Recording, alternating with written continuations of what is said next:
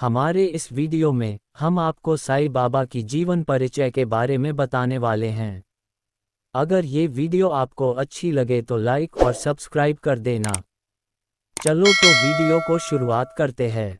शिरडी के श्री साईं बाबा, जिन्हें शिरडी साईं बाबा के नाम से भी जाना जाता है, श्री साईनाथ एक भारतीय आध्यात्मिक गुरु थे, जिन्हें संत माना जाता है और उनके जीवनकाल के दौरान और उसके बाद हिंदू और मुस्लिम दोनों भक्तों द्वारा श्रद्धेय थे।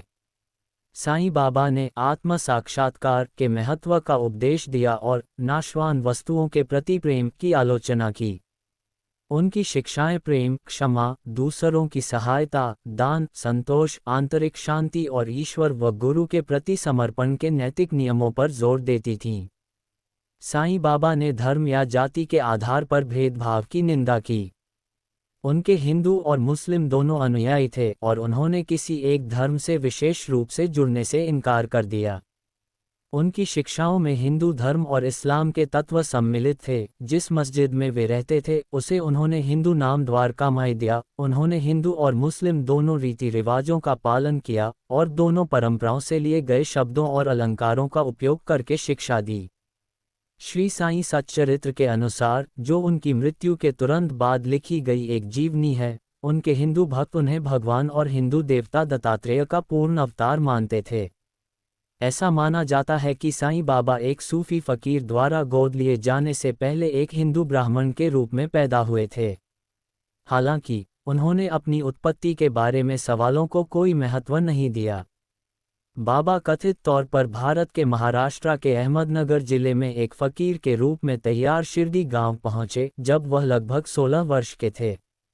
हालांकि जीवनीकार इस घटना की तारीख के बारे में असहमत हैं, लेकिन आमतौर पर यह स्वीकार किया जाता है कि बाबा 3 साल तक शिरडी में रहे, 1 साल के लिए गायब हो गए और फिर 1858 के आसपास स्थायी रूप से लौट आए। यह 1838 के संभावित जन्म वर्ष का सुझाव देता है। उन्होंने एक तपस्वी जीवन व्यतीत किया, एक नीम के पेड़ के नीचे निश्चल बैठे और आसन में बैठकर ध्यान किया। नाम साईं बाबा का असली नाम अज्ञात है। साईं नाम उन्हें मंदिर के पुजारी महालसापति ने 1858 में शिरडी लौटने पर दिया था। साईं शब्द एक धार्मिक भिक्षुक को संदर्भित करता है, लेकिन इसका अर्थ ईश्वर भी हो सकता है। कई भारतीय और मध्य पूर्वी भाषाओं में बाबा शब्द एक सम्मानसूचक शब्द है जिसका अर्थ दादा, पिता, वृद्ध या महोदय होता है। इस प्रकार साईं बाबा का अर्थ पवित्र पिता या संत पिता है। शिरडी लौटें। साईं बाबा अपनी सामान्य वेशभूषा में।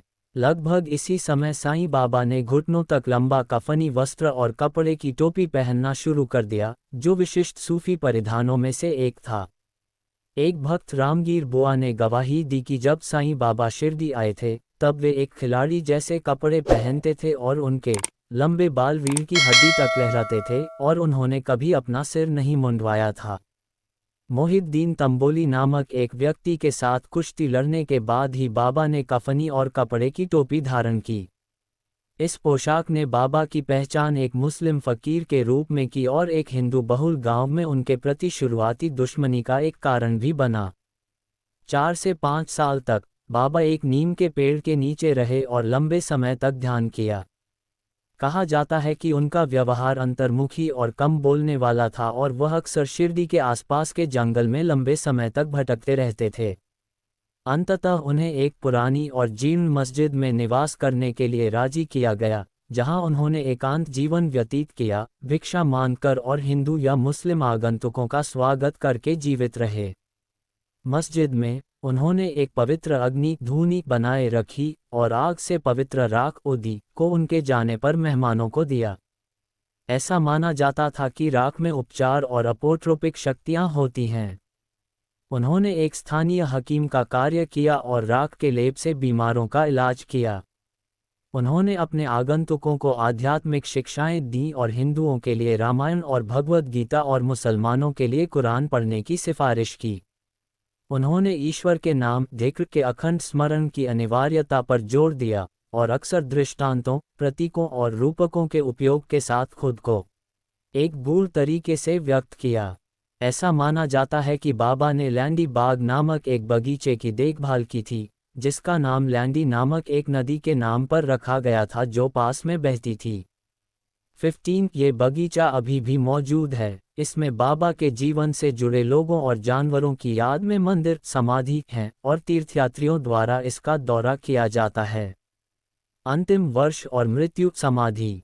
अगस्त 1918 में साईं बाबा ने अपने कुछ भक्तों से कहा कि वह जल्द ही अपना नश्वर शरीर त्याग देंगे। सितंबर के अंत में उन्हें तेज बुखार हो गया और उन्होंने खाना पीना बंद कर दिया।